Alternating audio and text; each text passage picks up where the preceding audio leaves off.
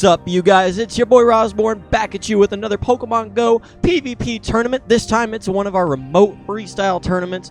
So we're actually just going to go dive straight into this one. Not a cup or anything, but be sure to look out on my channel here for 2 Rainbow Cups here coming up in the next couple of days, you guys, because I played actually a few tournaments. It's been a few days since I've actually played these, but I've been pretty busy. I haven't been able to get a lot of content out, but here we go. I'm recording back to back to back so I can get these videos out and get you guys some content. So let's take a look at that. But first, be sure to check out my YouTube channel here if you haven't already. Hit that subscribe button and that like button on this video for more Pokemon Go PvP videos. Also, be sure to check out my team, Team Shenanigans Gaming, over here. Link down in the description below to their Facebook page as well as my Facebook page. Please be sure to go give us a like there so you know first when we're posting new Pokemon Go PvP content. So looking at the teams for this tournament, you can already see that this tournament was absolutely stacked. I was not in the majority here of players, as most of the players in this tournament did turn out to be challengers, people with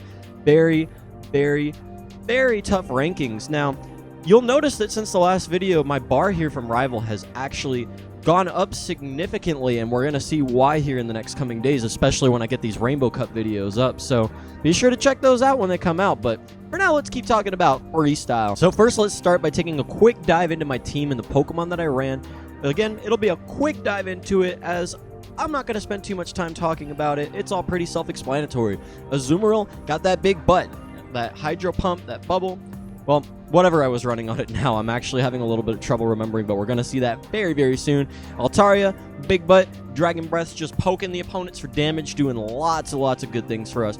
Probopass, I've actually finally upgraded from Bastiodon to Probopass, and I'm loving it a lot. Those thunder attacks, the electric attacks, are a lot stronger in certain situations than the rock attacks, and cover a little bit more than Bastiodon's rock attacks do. So overall, I really like Probopass a lot more. I brought Haunter in because I finally managed to get myself a Legacy Haunter, and I really wanted to test it out against threats like Medicham, threats like Lugia, Cresselia, those big beaters that you're going to see. Medicham, because she's got that big butt, and she has that power-up punch to go in there, beat the opponents up whenever she needs to.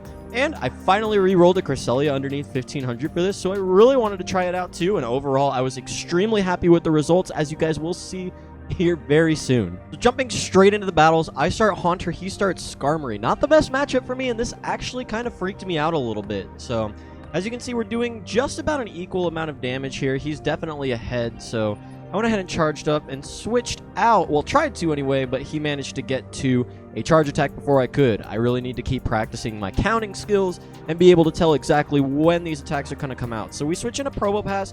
I managed to do a little bit of damage and get some charge off, but he switches to Medicham, which, as we all know, Rock, Steel, no good against Medicham. So at this point, I'm fighting a losing battle. I'm trying to burn as many shields as possible on his part. But in the end, this power-up punch is going to absolutely demolish me. It doesn't kill, but it does bring me down low enough for these counters to knock me out before I'm actually able to get in there and launch off another charge attack. So we switch into Haunter because we actually brought this Haunter for Medicham. We were ready for this. Launching off a Shadow Ball. Going to burn off that second shield on his part because he wants to launch off that Ice Punch. Visual glitch there.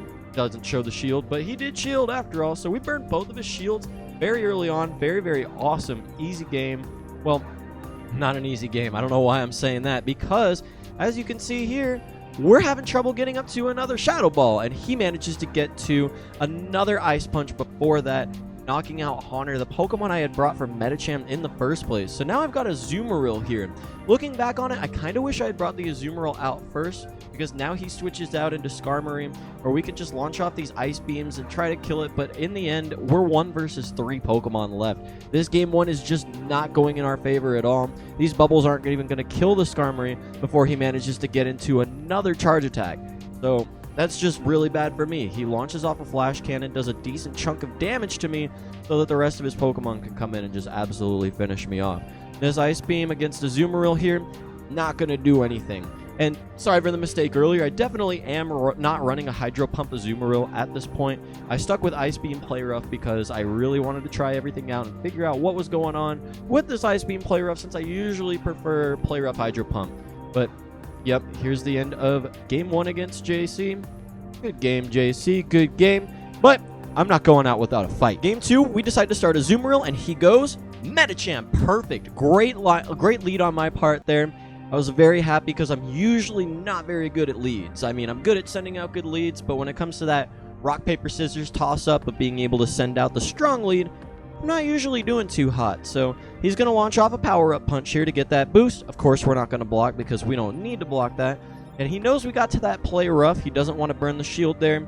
And there, if you notice, actually, if you see the little clicks where I'm tapping on there, I did not click on that play rough. My finger was nowhere close to that play rough. So I was a little miffed by that, but we did manage to take off a little bit of his health there. So we go ahead and switch since he switched in the Probopass. And now we'll actually get to see the power of Probopass against Skarmory, because this Probopass is just absolutely getting in there and beating the dog poop out of this Skarmory here. That Flash Cannon, a little bit of damage, but in the end, I'm just sitting here farming this thing up. And before he gets into another attack, I will go Magnet Bomb, because I'm sure that I can finish him off with these fast attacks here.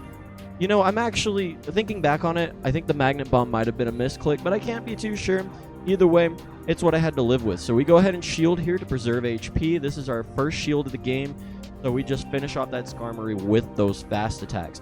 So we go ahead and hit that Magnet Bomb since it takes the least charge to hit whatever it is he's going to send out next. Turns out to be that Medicham. And we burn the second shield with the Magnet Bomb. It's awesome.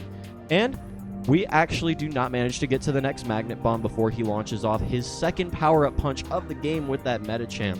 But luckily, with that Azumarill, we made some good decisions, so later on, that's going to come in and do some damage there. We go ahead and throw in the Haunter because that Medicham's already down a little bit, and he throws in Venusaur. Excellent. We're going to hit that Venusaur with a Sludge Bomb, and we're going to hit that thing like a truck. Just kidding. He used his last shield. So we're also going to go ahead and use a shield here. I had to think about it for a little bit, but I know that Haunter is probably a little glassy. Probably going to break to that. So we're going to keep charging up those licks. We're going to hit that Sludge Bomb there, and we're going to KO this Venusaur with that Sludge Bomb. My good friend Brian there texts me in game name not Bill Cosby. So the Medicham comes out, but you could see one of the licks hit that Medicham and hit it pretty hard. So he hits me with a power-up punch because that's probably all he thought he could get off before I killed him with that there. And that finishes up the game. We absolutely didn't even need to bring back out that Azumarill that was ready to go there in the back. And for the final game of the match, I decided to be a little ballsy here, and I threw out Probopass first, but he starts Azumarill, which is great. Those bubbles are hitting me for super effective damage, but look, they're not doing much at all. So he switches out into his Probopass. And we're going to go ahead and play a little bit of a Probopass mirror here, see if we can burn off a shield with this Magnet Bomb. And do we get the shield? We do not. It's probably not a good idea at all to be shielding in these Probopass mirror matches here, as Probopass can, it's just good to keep Magnet Bombing there. Use as little energy as possible and see who can kill who first. I go ahead and go for the Thunderbolt because I'm not, at this point in this video, when or in this tournament anyway, I wasn't too familiar with how much damage the Thunderbolt did exactly, so I wanted to see what it did. Wasn't disappointed at all because it did get me ahead. He's going to Magnet Bomb me again. And granted, he does have some more charged up energy because of that. Well, actually, it seems like we were at about the same because my Probopass was out longer. So in the end, that Thunderbolt, instead of getting him ahead of me, it actually managed to bring us back to the exact same there. And we just finish off that Probopass with the Azumarill there. We knocked out a bunch of its health. He didn't have the switch because he had switched into the Probopass. So that was really nice. He goes ahead and sends in Skarmory. It's an okay matchup, probably a winning matchup for the Skarmory in normal circumstances. But here, we've already got energy saved up, and we're going to do our best against this one here with this Azumarill. Keep launching off these Ice Beams for the neutral damage, and really, really make sure that we are able to have the next Pokemon that comes in to challenge this Skarmory do a lot of damage, which, of course, as we saw from the last fight, what's that Pokemon going to be? Probopass. I went ahead and shielded here so that I could get off another Ice Beam. I knew I could get to at least one more Ice Beam before this thing decided to kill me. And I really wanted to do as much damage as I could. We're down to 1-1 on the shields, and my switch just came back up. That's very, very important. Especially because I do still have a huge problem in these matches with making sure that I run out the switch timer, especially when my opponent faints a Pokemon.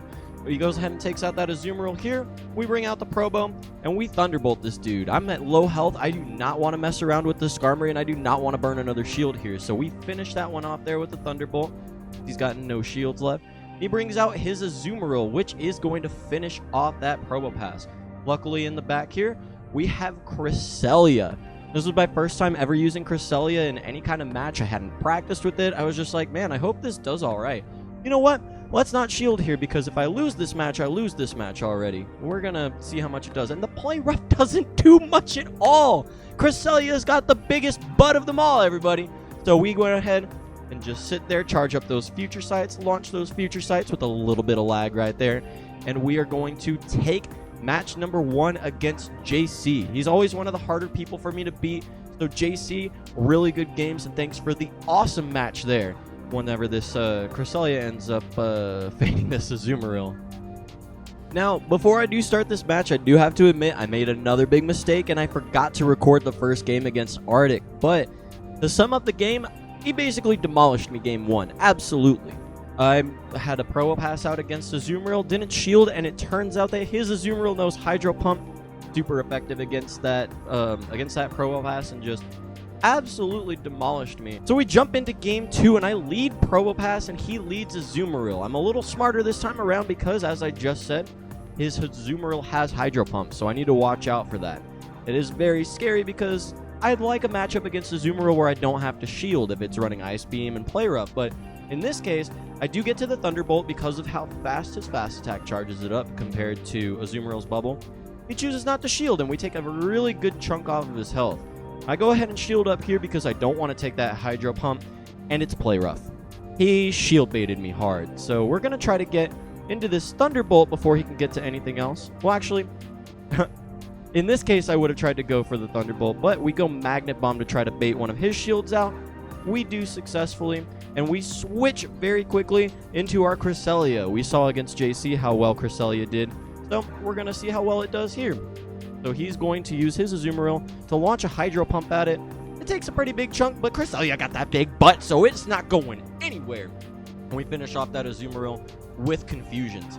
We literally left it with 1 HP on the second to last Confusion, which was a very dangerous situation for us. We were all good, so he sends in Skarmory against this thing. Psychic and Fairy attacks, both not doing very, very well against that Skarmory, so we're pretty much calling Cresselia a loss at this point and just trying to launch off as many of these future sights as possible as they take the least amount of energy. But he is going to get into his next Sky attack before we do manage to get to the next future sight, and we're going to let Cresselia go down. I don't think there would have been any good point in leaving it alive there, as now we're sending back in Probopass. But he's got a switch, so he's going to go for Whiscash.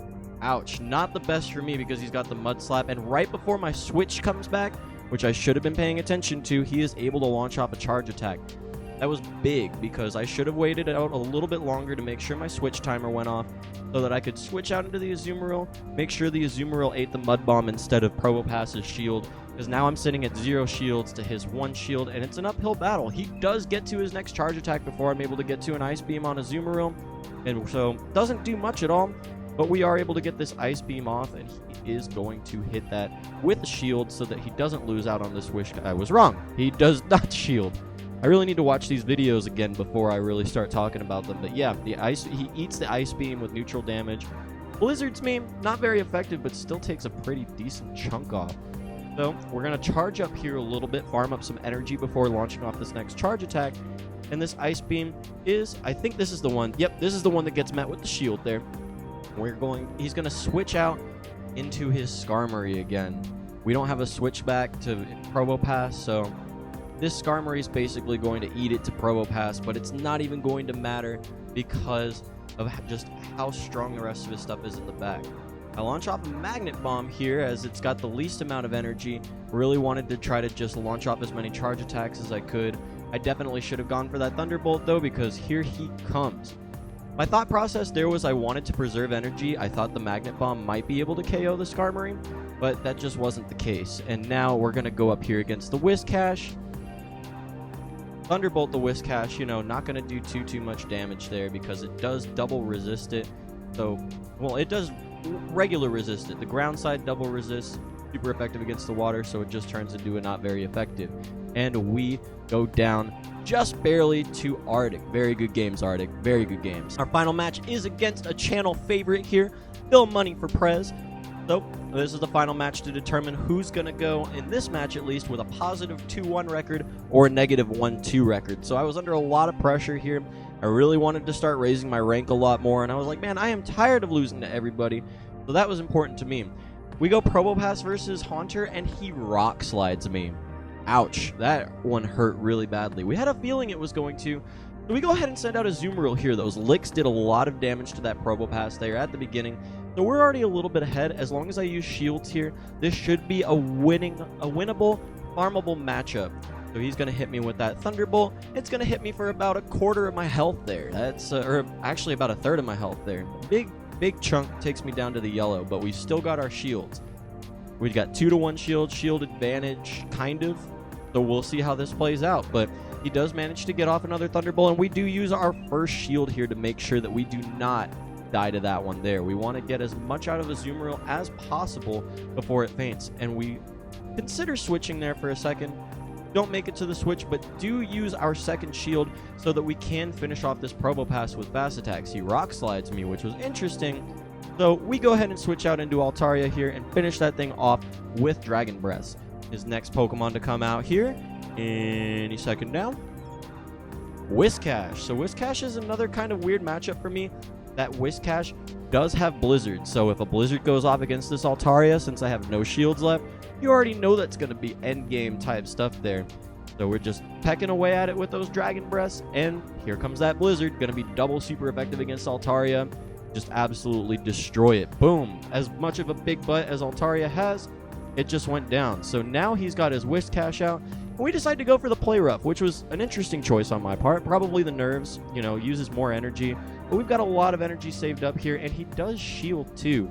So since Azumarill is our last Pokemon here, he's going to knock us out with a Mud Bomb and take that game 1. So now I am down a game, and I am really wanting to do good. So I start off Medicham so I can start powering up those power-up punches right away, and he starts off with Whiscash. So I know he's got Mud Bomb and Blizzard as those charge attacks. We're going to see how this one goes here. And he switches right away into Haunter. I was just like, all right, cool. Let's go Cresselia. And I don't shield here. I know Cresselia is going to be able to eat whatever comes out, and he Shadow Punches me. Super effective, but doesn't do too much, and these confusions are just going to absolutely eat into Haunter. He is able to get to another charge move before we knock him out, but we block it because we know that this Haunter is the biggest threat, has to be the biggest threat to this Cresselia. And I know that nothing's going to be able to beat it up as much as that Haunter. So he goes Scizor here, which is interesting. And we choose not to block because we know his Scizor is actually just a really good Pokemon against Cresselia. He specifically brought it for the Cresselia. So here, we've run out that switch timer a little bit. We've learned our lesson from the last games, and we go back into Medicham. I don't really have a good answer for this Scizor here, so this Medicham is honestly the best thing that I was thinking about doing to him. And we launch off a couple of power-up punches here. Basically, pretty sure this is the second or the third power-up punch now, and he blocks both, which is really good for me. Now I've got both of his shields, and I'm going to go ahead and shield here to make sure that my next move does go off, in fact, against him. Those power-up punches super boosted up like that, especially after those other counters like that. Later, Scizor, you're done. Even though you were a good matchup here against the stuff I was running, we got you. And this final Pokemon, of course, is that Whiscash that he did switch out there.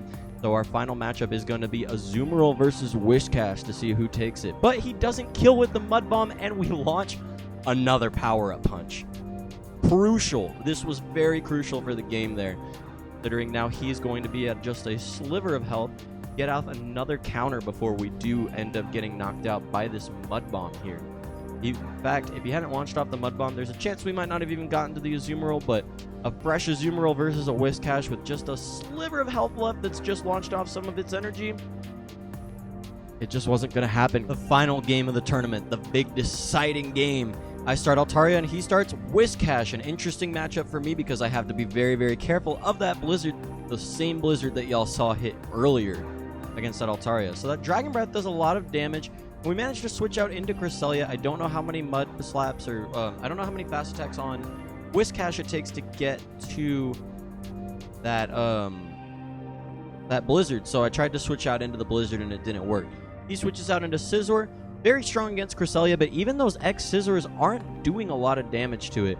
So we're just going to go with the same old strategy. We're in against a bad matchup. We're going to try to launch off as many future sites as possible before this Scizor does end up KOing us. And he blocks it. An interesting choice because I definitely think that Scizor could have eaten that. In fact, pretty sure it did eat one earlier in the matchup too. So he throws another X Scizor and just demolishes me. So we switch into Medicham here. We are doing neutral damage because of the bug and steel versus fighting. But those counters are still hitting for a lot. Since we've got shields to defend with, we can go ahead and start powering up those power-up punches and just make this big booty Medicham. Also get them big arms as well. Start flexing over here on Phil's team a little bit. He does block that one because he does have enough time to get into another charge attack. I didn't want to mess around with the charge attack, so I used my second shield and really took that risk. I got nervous here. But we do end up KOing the Scizor, and he's going to come out with Whiscash, and he's going to launch off a charge attack with that Whiscash instantly, that Blizzard that he was saving up early for Altaria. I got no shield, so I can't dodge it, and we are going to save up a little more energy before firing off a very powered up Ice Punch at this Whiscash. We saw Ice Punch wasn't doing much to it before, and it still doesn't, even with that power up punch, but we managed to take it out with counters before it does get into its next move. Going to launch a power up punch as soon as we go in there, and it's Tropius. Not very good for me, because the Ice Punch would have done so much more to it. Luckily for me, though, we've got an Altaria here in the back, and Altaria versus Tropius is a pretty easy matchup, for Altaria at least, because we've got those Sky Attacks that are dealing super effective damage to Tropius. His Sky Attacks and his Leaf Blades are hitting us for not very effective damage, so we are going to go ahead, take out this Tropius, and finish off this matchup once and for all. So very good games, Phil. Thank you very much for the matchup. In the end, congratulations to Texas Rangers fan for claiming this online remote freestyle tournament. I did come in 4th place due to my tiebreakers, which was okay because I did end with a 2-1 positive record in the end there, though. So congratulations, Texas Rangers fan. Congratulations to everybody that played in this tournament. It was a ton of fun. Well, guys, that's actually all the time that I do have for today, so be sure to subscribe to my channel for more Pokemon Go PvP videos. If you like this video, leave a like on it. If you didn't like it, leave a like anyway, and leave a comment telling me what you didn't like about the video. Thanks, guys. We'll catch you on the next video for my second Rainbow Cup tournament ever.